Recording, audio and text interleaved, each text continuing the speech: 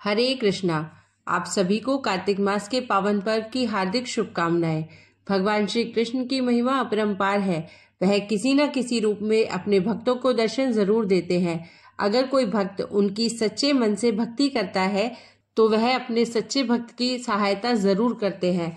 अगर सच्चे मन से पूरी तरह समर्पित भाव से भगवान की भक्ति की जाए, सुध बुध खोकर अगर सिर्फ भगवान का ही ध्यान किया जाए, सब कुछ मोह माया त्याग कर अगर केवल प्रभु में ही मन लगा लिया जाए, तो भगवान अपने भक्त को कभी संकट में नहीं रहने देते, उसे हर संकट से तार लेते हैं। तो चलिए आज के अध्याय का शुभारंभ भगवान कृष्ण की एक चमत्कार की कहानी से करते हैं। अगर आज की यह कहानी आपको पसंद आए तो वीडियो को लाइक करके चैनल को सब्सक्राइब जरूर कीजिएगा। भगवान श्री कृष्ण की जन्मभूमि में हर जगह आपको कुछ न कुछ आश्चर्य ऐसे दिखाई देंगे जो भगवान से जुड़े हैं। कहा जाता है कि इसकी वजह यहाँ कण कण में भगवान श्री कृष्ण का वास माना जाता है। वृंदावन में भी आपको ऐसे बहुत सारे आश्चर्य दिखाई दे जाएंगे।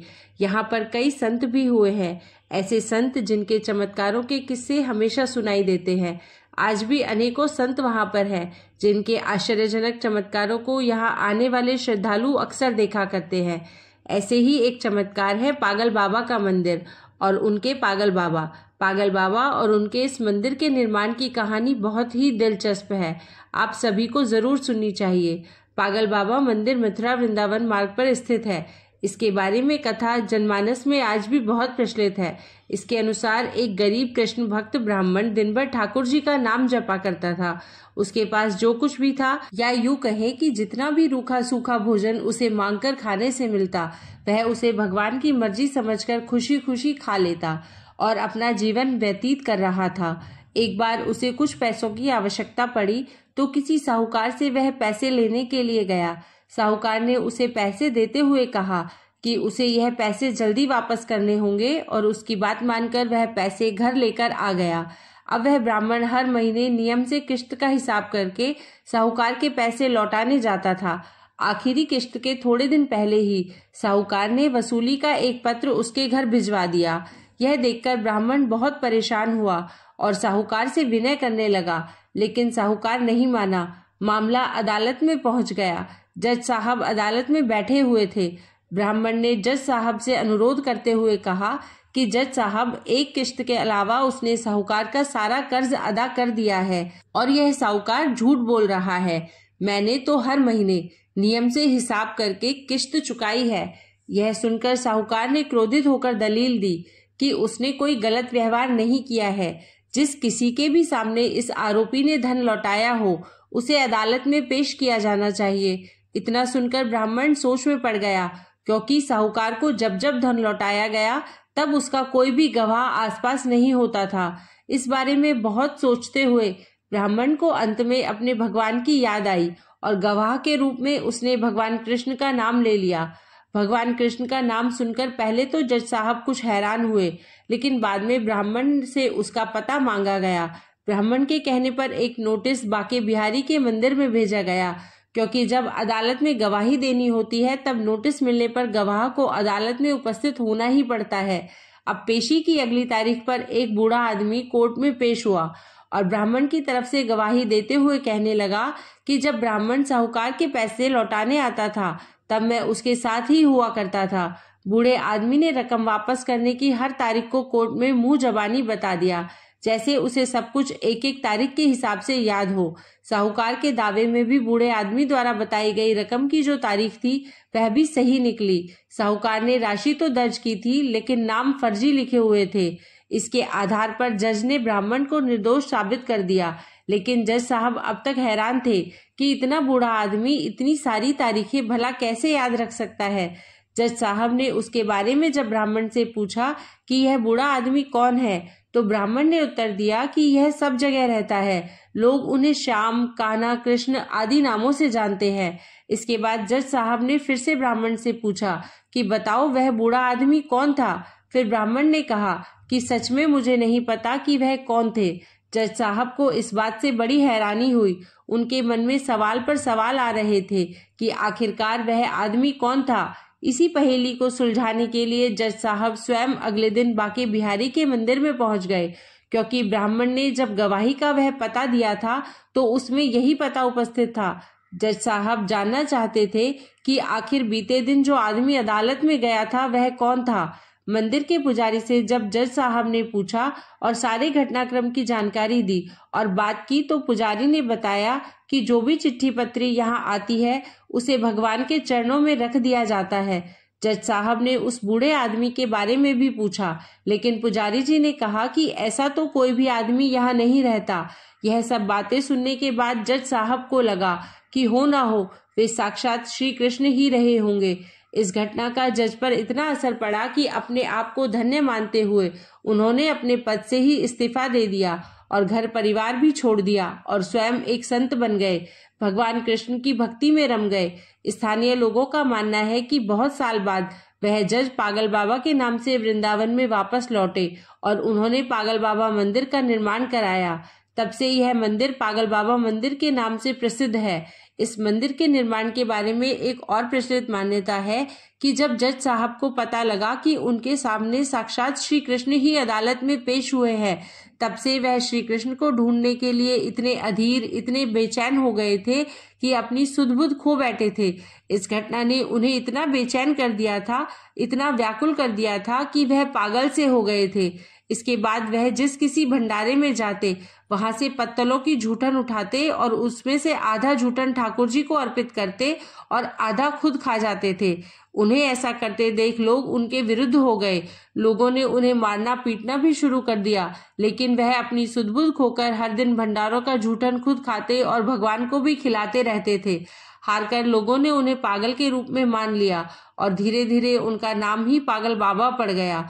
कहा जाता है कि उनसे परेशान होकर लोगों ने एक बार उनके खिलाफ एक योजना बनाई, जिसके अनुसार लोगों ने भंडारे में अपनी पत्तलों में से कुछ भी नहीं छोड़ा ताकि वह ठाकुर जी को जूठन ही ना खिला सके। लेकिन पागल बाबा तो आखिर पागल बाबा ठहरे। उन्होंने वो सारी पत्तलों में से पहुंच पहुंच कर जितनी भी जूठन हो पाई उन सब का एक निवाला बना लिया और अपने मुंह में डाल लिया। लेकिन इस आपाधापी में इस बार वह ठाकुर जी को भोग लगाना भूल गए। इस बात का एहसास होते ही बिना ठाकुर जी के भोग लगाए ही वे निवाला मुंह में रख गए। उन्हें लगा कि अगर वह पहले खा लेंगे तो ठाकुर जी का अपमान हो जाएगा और अगर यह निवाला बाहर थूक दिया तो अन्न का अपमान हो जाएगा। अब वह निवाला मुंह में लेकर ठाकुर जी के चरणों का ध्यान करने लगे। तभी अचानक से बाल गोपाल एक सुंदर से लड़के के रूप में पागल बाबा यानी जज साहब के पास आया और बोला, क्यों आज मेरा भोजन खा गए? यह सुनकर जज साहब की आंखें आंसुओं से भर गई और बोले, ठाकुर जी बहुत बड़ी भूल हो गई है, माफ कर दो। ठाकुर जी ने भी मुस्कुराते हुए कहा, आज तक तुमने मुझे लोगों का झूठा खिलाया है, किंतु आज अपना झूठा ही खिला दो। जज साहब की आंखों से आंसू रुकने का नाम ही नहीं ले रहे थे। कहते हैं कि इस घटना के बाद से जो पागल बाबा थे उनको मानने वाले लोगों की संख्या बढ़ने लगी। इसके बाद बाबा ने एक विशाल मंदिर की स्थापना का प्रण लिया और विशाल भंडारे का आयोजन किया। अपार जनसमूह उमड़ा, लेकिन बाबा का भंडार खाली होने का नाम ही नहीं ले रहा था। बाबा ने मंदिर में एक विशाल रसोई बनवाई और मंदिर के नीचे विशाल भंडार घर बनवाया। उसी समय आयकर विभाग ने छापा मारा कि इतना अनाज और भंडारे का सामान कहाँ से आ रहा है। बाबा का चमत्कार तब भी हुआ जब पूरी टीम भंडार घर में घुसी तो उसे वहां कुछ भी नजर नहीं आया और वे आश्चर्यचकित हो गए कि जब यहाँ कोई सामान ही नहीं है तो इतना विशाल भंडारा कैसे चल रहा है। हैरान परेशान होकर आयकर के अधिकारी वहां से चले गए। पागल बाबा को समर्पित यह विशाल मंदिर आज भी वृंदावन में मौजूद है। कहा जाता है कि यहाँ से कोई भी भक्त खाली हाथ नहीं जाता। यहाँ भक्तों की हर मनोकामना पागल बाबा और उनके कन्हैया जी जरूर सुनते हैं। प्रिय भक्तगणों, आपको आज की कहानी कैसी लगी कमेंट करके जरूर बताइएगा। अब सुनिए आगे का अध्याय। इससे पहले के अध्याय में जब भगवान श्री कृष्ण ने सत्यभामा जी को उनके पूर्व जन्म का वृतांत सुनाया, तब यह कथा सुनकर समस्त ऋषि मुनियों ने श्री सूत जी महाराज से कहा, हे सूत जी महाराज, अब आप कृपा करके कार्तिक मास और तुलसी जी के महात्म्य का भी वर्णन कीजिए। तब सूत जी बोले, हे ऋषियों, जो प्रश्न आपने मुझसे किया है यही प्रश्न राजा पृथु ने नारद मुनि से किया था और जो उत्तर नारद जी ने महाराज पृथु को दिया था वही आज मैं आपको सुना रहा हूँ। सो आप सब एकाग्रचित्त होकर सुनो। एक दिन राजा पृथु ने श्री नारद जी से पूछा, हे देवर्षि, भगवान को तुलसी इतनी प्यारी क्यों है? आप कृपा करके इसका महात्म्य भी सुना दीजिए। राजा पृथु की बात सुनकर देवर्षि नारद कहने लगे, एक समय देवराज इंद्र बहुत से देवताओं और अप्सराओं सहित देवों के देव श्री महादेव जी के दर्शन के लिए कैलाश पर्वत पर गए। वे सभी जब कैलाश पर्वत पर पहुंचे तो उन्होंने भारी आकार और भयंकर नेत्रों वाले एक विशालकाय पुरुष को देखा। तब देवराज इंद्र ने उससे पूछा, तू कौन है और भगवान शिव कहाँ है? देवराज इंद्र के कई बार पूछने पर भी उसने कोई उत्तर नहीं दिया तो देवराज इंद्र को बड़ा क्रोध आया। मारे क्रोध के देवराज इंद्र ने अपना वज्र उसके कंठ पर दे मारा, जिससे उसका कंठ नीला हो गया, परंतु साथ ही इंद्र का वज्र भी भस्म हो गया। फिर उसकी आंखों में प्रचंड ज्वाला प्रकट हुई। उस समय ऐसा प्रतीत हो रहा था मानो यह ज्वाला देवराज इंद्र सहित सारे संसार को जलाकर भस्म कर देगी।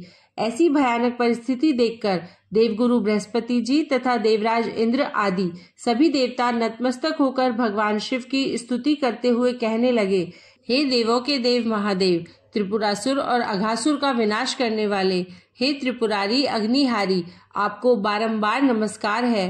हे सुर नर मुनि की रक्षा करने वाले, आपको नतमस्तक प्रणाम है। देवर्षि नारद ने कहा, हे राजा पृथु, इस प्रकार देवताओं की स्तुति सुनकर श्री महादेव जी ने समस्त ब्रह्मांड को भस्म कर देने वाली अग्नि को शांत कर दिया और कहने लगे, हे देवतागणों, मैं आप सबकी स्तुति सुनकर अत्यंत प्रसन्न हूँ, सो आप सब कोई वर मांगिए। तब समस्त देवताओं सहित देवगुरु श्री बृहस्पति जी ने क्षमादान मांगा और कहा, हे देव, देवराज इंद्र से जो अपराध हुआ है उसके लिए उन्हें क्षमा प्रदान कीजिए। श्री बृहस्पति जी की स्तुति सुनकर पुनः देवाधिदेव श्री महादेव जी कहने लगे, मैंने इंद्र का अपराध क्षमा कर दिया और उन्हें जीवन दान भी दे दिया है। हे बृहस्पति जी, आज से आपका एक नाम भी अमर होगा। तब श्री बृहस्पति जी कहने लगे, हे भगवान, अगर आप हम सब पर प्रसन्न हैं तो देवराज इंद्र की रक्षा भी कीजिए और सारे ब्रह्मांड को भस्म करने वाली अग्नि जो आपके तेज से उत्पन्न हुई है उसे भी शीघ्र शांत कर दीजिए। भगवान शंकर कहने लगे, मेरे नेत्रों से निकला हुआ ज्वाला रूपी तेज अब वापस कैसे हो सकेगा, इसलिए अब हम इसे कहीं दूर फेंक देते हैं। ऐसा कहकर भगवान भूतेश्वर ने उस अग्नि को समुद्र में फेंक दिया। तब वह अग्नि गंगा के संगम पर गंगा सागर में जा गिरी और एक बालक का रूप धारण करके रोने लगी। उसके रोने की आवाज से पृथ्वी कंपायमान हो गई, सप्तद्वीप बहरे हो गए। ऐसा घोर आश्चर्य देखकर, समुद्र की गोद में बालक को रोते हुए देखकर श्री ब्रह्मा जी बड़े आश्चर्य से पूछने लगे, यह किसका बालक है? समुद्र ने उस बालक को बड़े आदर से उठाकर ब्रह्मा जी की गोद में दे दिया और कहा, यह मेरा पुत्र है जो गंगा से उत्पन्न हुआ है, अब आप इसका नामकरण कराइए। उसी समय उस बालक ने ब्रह्मा जी की दाढ़ी पकड़कर बड़े जोर से खींच दी, जिससे ब्रह्मा जी की आंखों में आंसू भर आए।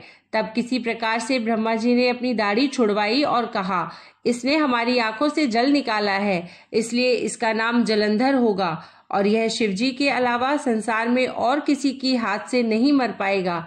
इसका कारण यह है कि यह शिवजी के अंश से उत्पन्न हुआ है। यह सुनते ही वह बालक युवा हो गया। तब ब्रह्मा जी ने शुक्राचार्य जी को बुलाकर उसका राज्याभिषेक कराया और तब ब्रह्मा जी वहां से अंतर्ध्यान हो गए।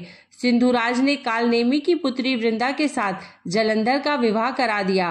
वृंदा अति सुंदर थी और सारे ब्रह्मांड में प्रथम सती और पतिव्रता थी। परम सुंदरी स्त्री पाकर जलंधर बहुत प्रसन्न हुआ, इसलिए आनंद से अब उसके दिन बीतने लगे। जब जब जलंधर घर में आता तो वृंदा स्वयं अपने हाथों से पंखा करती, पांव दबाती। इस प्रकार वह अपने पति को नारायण समझकर उसकी सेवा किया करती थी। देवर्षि नारद बोले, हे राजन, अब मैं पतिव्रता स्त्रियों के कुछ लक्षण सुनाता हूँ। पतिव्रता स्त्री अपने पति के दुख में दुखी और पति के सुख में सुखी रहती है। पति के परदेश जाने पर विरह वेदना का अथाह दुख सहन करती है। अपने पति के पाप पुण्य में आधे की भागीदार होती है, इसलिए स्त्री अर्धांगिनी कहलाती है। जो स्त्री अपने मृत पति के साथ शमशान भूमि तक जितने कदम उठाकर जाती है, उसका एक एक कदम पर एक एक यज्ञ का पुण्य फल प्राप्त होता है। ऐसी स्त्री अपने माता पिता और पति इन तीनों कुलों को पवित्र कर देती है। जिस प्रकार सपेरा सर्प को उसके बिल से बाहर निकाल लेता है, ठीक उसी प्रकार पतिव्रता सती नारी अपने पति को नरक से निकाल लेती है। जलंधर की कथा पर वापस आते हुए देवर्षि नारद ने कहा, हे राजा पृथु, देवताओं के भय से भयभीत होकर जो दैत्य पाताल लोक में भाग गए थे, वे जलंधर का अभय पाकर फिर से पृथ्वी पर आकर निर्भय घूमने लगे। उसी समय जलंधर ने राहु के कटे हुए सिर को देखा और उसने शुक्राचार्य जी से इसका रहस्य पूछा। तब उन्होंने समुद्र मंथन के समय देवताओं द्वारा अमृत को छले जाने का वृतांत उसे कह सुनाया। इस प्रकार अपने पिता का मंथन और देवताओं द्वारा दैत्यों का अपमान सुनकर जलंधर को बड़ा क्रोध आया। क्रोध में भरे हुए जलंधर ने अपने एक दूत को बुलवाया और देवताओं के पास भेजा। दूत ने न तो अपना मस्तक झुकाया और न नमस्कार ही किया, बल्कि गरज कर कहा, दैत्यराज जलंधर ने जो कुछ कहकर भेजा है वह सब कान खोलकर सुन लो। उन्होंने कहा है, मेरे पिता समुद्र का मंथन करके जो 14 रत्न तुमने लिए हैं उन पर तुम्हारा कोई अधिकार नहीं है। भलाई इसी में है कि वे रत्न तुम हमें वापस लौटा दो। दूत के ऐसे अभिमानपूर्ण वचन सुनकर देवराज इंद्र भयभीत हो गए और विस्मय के साथ बोले, समुद्र सदैव हमारे शत्रु दैत्यों की रक्षा करता है, इसलिए हमने जो रत्न लिए हैं उस पर दैत्यों का कोई अधिकार नहीं है। दूत ने देवराज के ऐसे वचन सुनकर वापस लौटकर जलंधर को उत्तर सुना दिया। इसे सुनकर जलंधर को बहुत क्रोध आया और वह देवताओं को जीतने का उपाय सोचने लगा। उसने सभी दिशाओं में दूत भेजकर और पाताल में संदेश देकर समस्त दैत्यों को बुला लिया। शुंभ और निशुंभ को दैत्य दल का सेनापति बना दिया।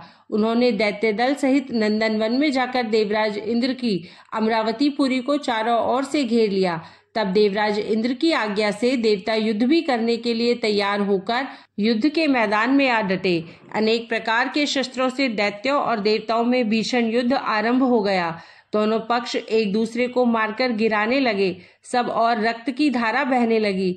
मरकर गिरे हुए हाथियों और घोड़ों से पृथ्वी भर गई। जो दैत्य युद्ध भूमि पर गिरकर मर जाते थे उन्हें शुक्राचार्य अपनी संजीवनी विद्या से जीवित कर देते थे। उधर देवगुरु बृहस्पति भी द्रोणाचल पर्वत की दिव्य जड़ी बूटियों का प्रयोग करके देवताओं को दोबारा जीवित करने लगे। जब देवगुरु बृहस्पति द्वारा जड़ी बूटियों के प्रयोग से देवताओं को जीवित करने का समाचार दैत्यराज जलंधर ने सुना तो उसने समस्त बलशाली दैत्यों को एकत्रित करके आज्ञा दी कि द्रोणाचल पर्वत उठाकर समुद्र में फेंक दो। जलंधर की आज्ञा पाते ही दैत्यों ने द्रोणाचल पर्वत उठाकर समुद्र में फेंक दिया और फिर घोर युद्ध आरंभ कर दिया। दोबारा प्रारंभ हुए युद्ध में बहुत से देवता मारे गए। तब देवगुरु बृहस्पति जी एक बार फिर संजीवनी बूटी लेने के लिए द्रोणाचल पर्वत पर गए। वहां पर पर्वत को ना पाकर और देवताओं की हार होते देखकर देवगुरु घबरा गए। इसके बाद जो कुछ भी हुआ उसका वृतांत आप आगे आने वाली वीडियो में सुनेंगे। जय श्री हरि विष्णु। अगर वीडियो पसंद आई हो तो हमारे चैनल को सब्सक्राइब करें और वीडियो को लाइक करें।